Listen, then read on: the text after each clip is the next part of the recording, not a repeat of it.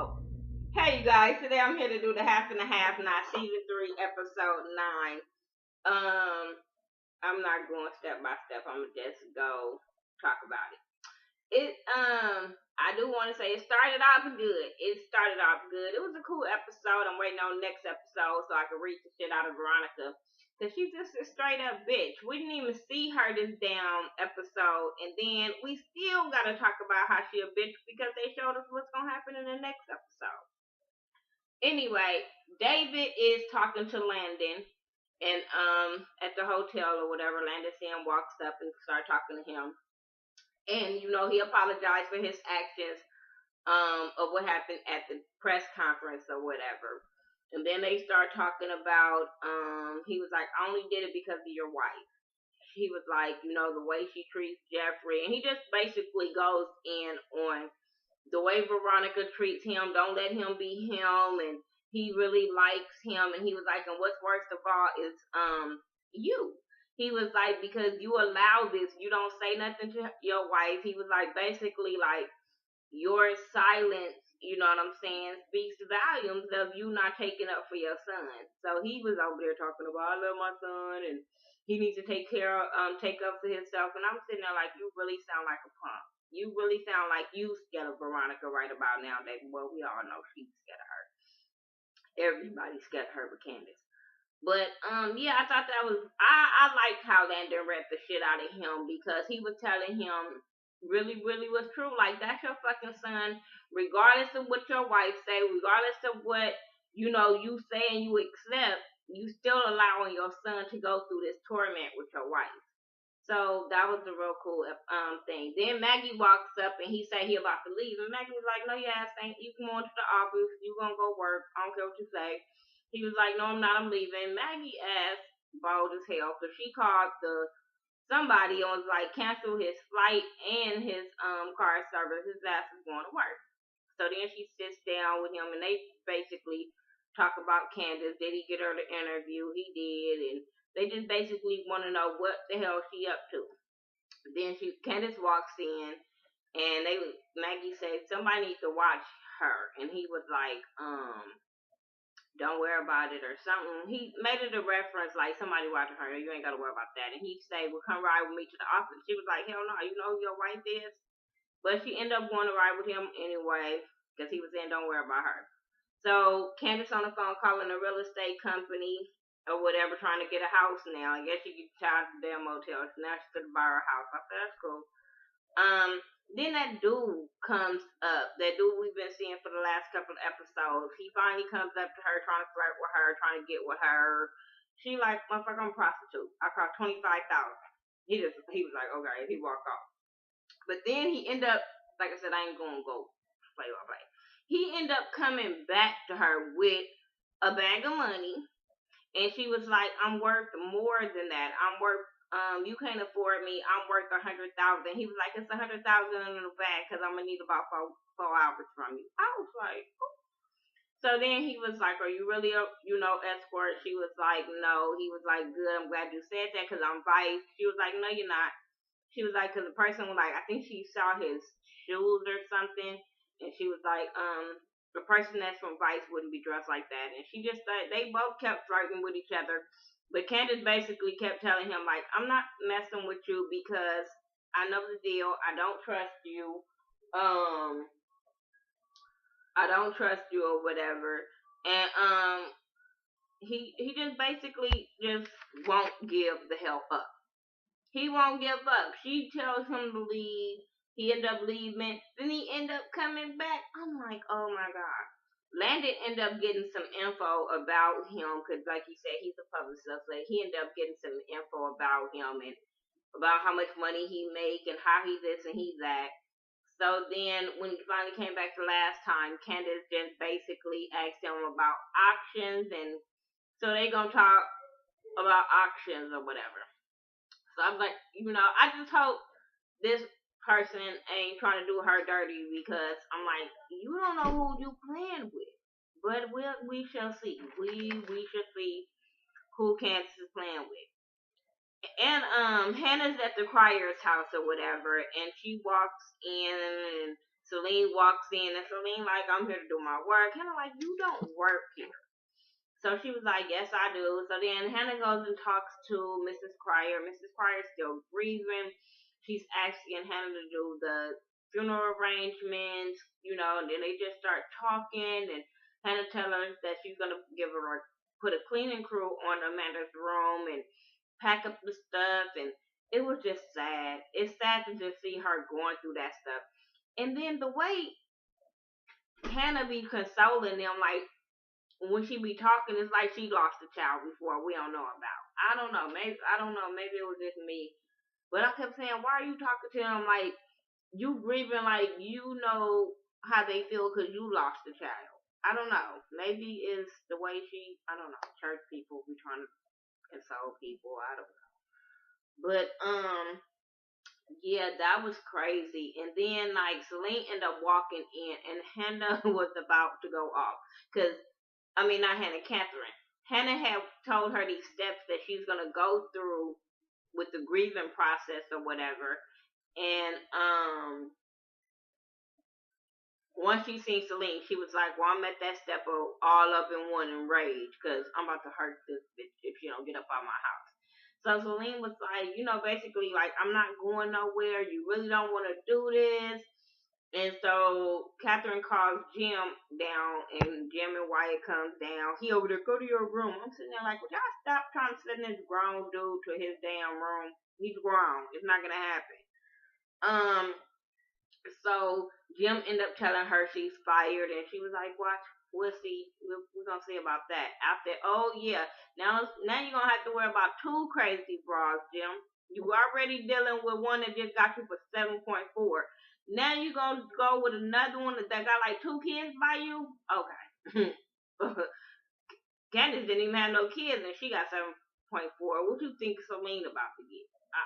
You really ain't fit to run for governor or whatever the hell you was running for.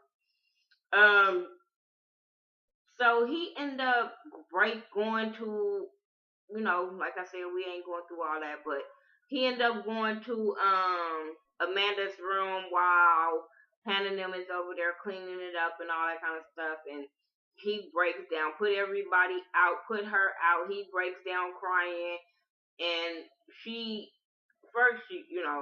oh my God, when he was cussing her out, or that part up, and she was telling him to shut up, demon. Oh my God, she was reading him like a straight black Christian Baptist, I don't know, but a woman of God. Like, she just reminded me of them people at church just be going to town when she was reading him, and then she had to keep her hands lifted up because she was like, I'm going to put my hands on this fool. But the God in her made her go back and talk to him and comfort him and let him know why she called the cleaning crew. Because she was like, I'm the one found her body, and I didn't want you guys to see what I saw and go through that. And because she can't get that image out of her head. And she just didn't want some parents to go through that of seeing their kid.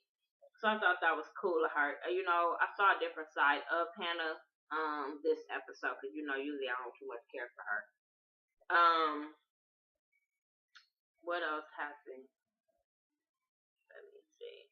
Benny and that dude looking through the damn tow place trying to get neither one of them got no money, so both of them window shopping up that damn auction place about them tow trucks. Neither one of them can get the money. They trying to figure out how they gonna get the money. Meanwhile, Erica, the girl with the car, ended up calling him. He was scared that she wants the car back, so he didn't want to answer the phone. But come to find out, she wants a book out the car. And so his friend was like, oh, she want to smash. I said, why is it always the homeboy setting other homeboy up for failure? You over there putting all these damn thoughts in his head. He get over there and feel retarded trying to give it to this girl, and really she all want a book gonna make him look real dumb. But I get it. She might do want to get with him because I'm sitting there like it got to be something for this girl just to randomly pop up with these episodes. If y'all hear snoring, I'm sorry, my dude is tired and he got to go to work, and he just won't let me finish this video before he falls asleep. So I'm just saying. What else happened? Wyatt ass is crazy. That nigga crazy. He ended up calling it. Y'all remember all this time he waiting on the DA. He walking, pacing the floor, looking out the window. He waiting on the DA to come in. He ain't saying nothing to nobody. So at the the end, they end up, we'll get to that. But what else happened? That's basically really what happened. The whole show is that dude trying to get with Candace, and the choir's at home, and they tripping out. Quincy ended up going back to Jeffrey's house, and he wasn't there. He kicked the door in, all powerful, all pissed and shit that he can't find Jeffrey. So he called Candace's phone, but instead of getting Candace Bandit answer, like, who is this? Trying to apologize, thinking it's Jeffrey. Next thing you know, then Quincy started talking like, who is this? They both going back, who is this? Who is that? He was like, you with Candace. And Landon, like, who is this? And hang up the phone. So then Candace kind of, noticed like something's off. So she like, what room is David in? He like, he in room 1129. She runs up to David's room and like, you need to try to call your son because I think something is wrong. He like, what did you do? She like, motherfucker, I didn't do nothing. Your crazy ass wife is done something. He like, I think he said don't blame my wife or something, but he was just basically she was basically telling him like, your wife is crazy. You don't know who you dealing with, that crazy broad. So you really need to find out and check on your damn son. And he going back and forth, and then he ended up saying he's gonna go check on his son. And I'm sitting there like, thank you for listening, idiot. Thank you. Hannah goes home. That's just kind of basically I'm at the end. But Hannah goes home, and Benny is at home. He's sitting there chilling. And she's telling him that she's happy she didn't have to ride the bus. And Benny over there like, oh really? Next thing you know, Mr. Watson walks out. Y'all know her. Mr. Watson, her baby daddy, Benny daddy.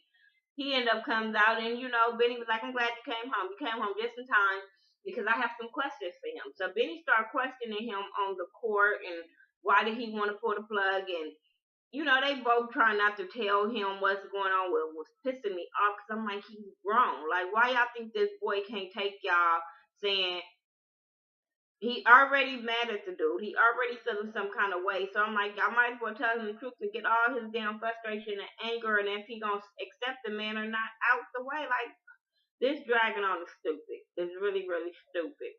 They don't tell him. He end up telling him, I only did that because I knew you wouldn't want to be a burden to your mom. Pulling on the mom little thing so it could pull on Benny heartstrings because he loved his mama. And, they just still never tell him the goddamn truth. That was so irritating to me. But like I said, at the end of it,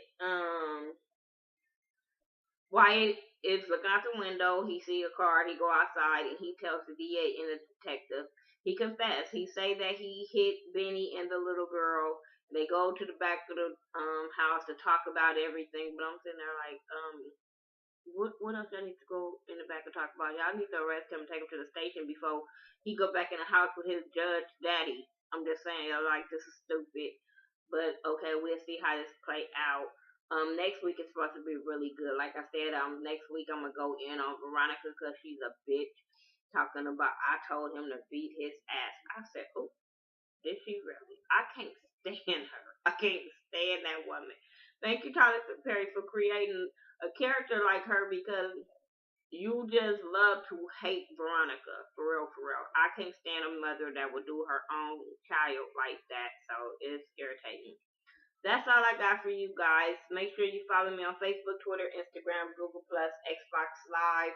I do everything by The Ghetto View. T-H-A, not T-H-E. Sorry about the lighting, but it's late here. I had to wait till it came back on. Make sure you check out Ashley Miller, Mike B, Some More Love TV. Them the only ones I really know that do the half and a half knots that I can think of off the top of my head. And I'll talk to you guys in the next video. Alright, peace out.